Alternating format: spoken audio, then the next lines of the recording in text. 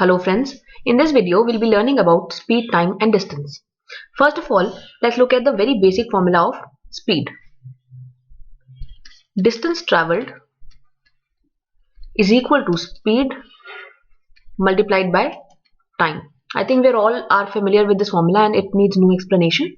The variables that I will be using in this video mostly are d is equal to s into t. So this is the basic formula of speed, time and distance. Okay, now in the questions there are certain kind of questions which you can get. The first kind is when the distance traveled is the same. So if you look at the formula again, d is equal to s into t. So let me put this as two separate distances traveled. So this is what I have. Now if the distance traveled is the same, I'll get this d is equal to s1 into t1 and d also equal to s2 into t2. So obviously s1 into t1 is equal to s2 into t2.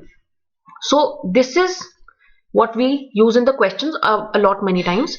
On the other hand, I can also write this as the ratios of the speeds is equal to inverse ratio of the times. So just take a look at this equation carefully and also take a look at this equation carefully because this we use in a lot of questions.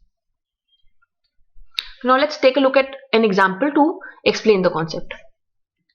A worker reaches his factory 3 minutes late if his speed from his house to the factory is 5 kilometers per hour. So first of all, let us draw a pictorial. Whenever you get a question, just have a rough pictorial representation of the question either in your head or on the copy. So this is the distance traveled d. Okay, we don't know what it is. If the worker is traveling at a speed of 5 kilometers per hour, he is reaching his factory 3 minutes late. On the other hand, he says if he walks at a speed of 6 kilometers per hour. So I'll draw the same thing again. This is also distance d, and if he is traveling at 6 kilometers per hour, he is reaching the factory 7 minutes early. So they're asking what is the distance of the factory from the house. So we are being asked to calculate d. Now first of all, I want you to take care of a couple of things. You have to make sure that the units in question are the same. So if my distance is in kilometers, my speed should be in kilometers per hour and my time should be in hours. If my distance is in meters, my speed has to be in meters per second and my time has to be in seconds. The first thing that you notice here is that the speed is given in kilometers per hour but the time is given in minutes. So the first basic mistake that you can make is if you don't take care of this thing and instead of multiplying this either speed by the ratio to convert it into meters per second or not converting the time into hours, you will get a wrong answer. Okay, so now let's solve this question. So I told you d is equal to s into t. In this case, d is the same because he is traveling from the same point to the same point. So s1 t1 is equal to s2 t2. What is my speed? My speed is 5 is equal to, let me put this here first. The speed in the second case is 6 kilometers per hour. So I put 6. Now what are my times? See, in the first case, this is the first case, I am reaching 3 minutes late. So let me first assume this to be equal to t. Let us just assume this is t. So what will this be?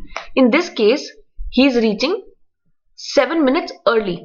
So what is the distance, the difference between these two times? It is actually 10 minutes, right? So you can very easily see this. Let us say he was taking, I'm just, just to make this concept clear, if he was taking 40 minutes, if he is reaching 3 minutes late, he's reaching at 43 minutes.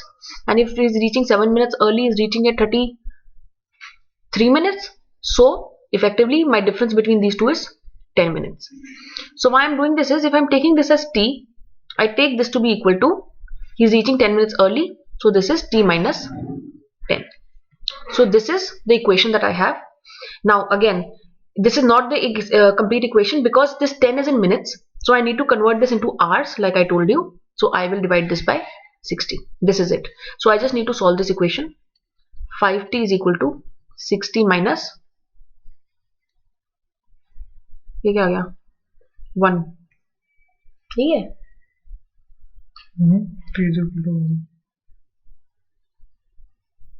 t is equal to 1 hour. So now we are supposed to calculate the d. D I can calculate from this equation or the other one. So D is basically equal to the speed. Let me take this, that is 5 kilometer. T I calculated as 1. So this is 5 kilometers, and which is my answer right here.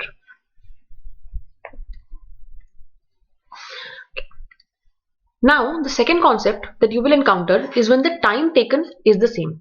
So in the question what you will be given is that the time taken in the two scenarios is the same, but the distances and the speed would be different. So again, very simply, I first need to see my basic formula. Distance is equal to speed into time. So d1 is equal to s1 into t1, d2 is equal to s2 into t2. If my time is the same, implies t1 is equal to t2. So now when I plug this in, t1 is equal to d1 by s1 is equal to d2 by s2, which is equal to t. Let us say this is equal to t. So this is one equation that you need to remember. If I cross multiply, this will simply be the ratios. In fact, let me not cross multiply. Let me just say d1 by d2.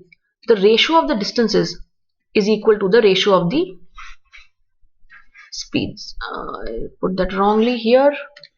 So this is s1 by s2.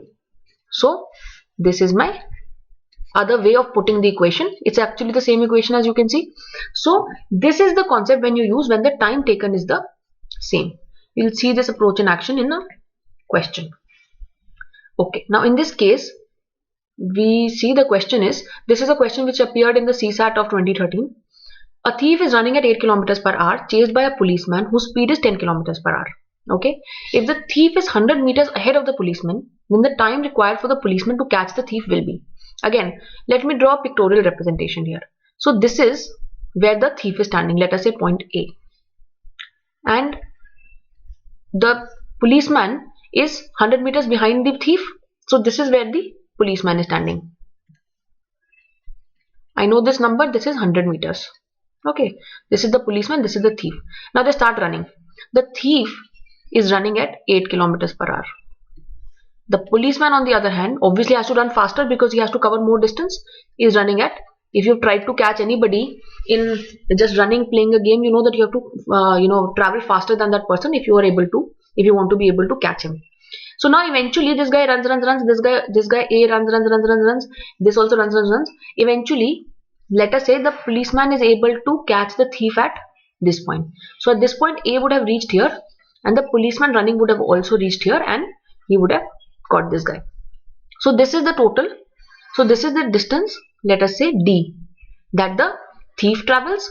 The policeman obviously is traveling a distance D plus the 100 meters that he has to cover extra. So I think this diagram should be able to explain to you what is happening. Now, as you would see, they start running from point A and B, and they reach, let me name this point C. Okay, they reach point C, but they do so in the same time, right? So just imagine the thief is ahead and the policeman is behind, and they start running. They run for some time t, and then they reach, both of them reach C, and the policeman catches the thief.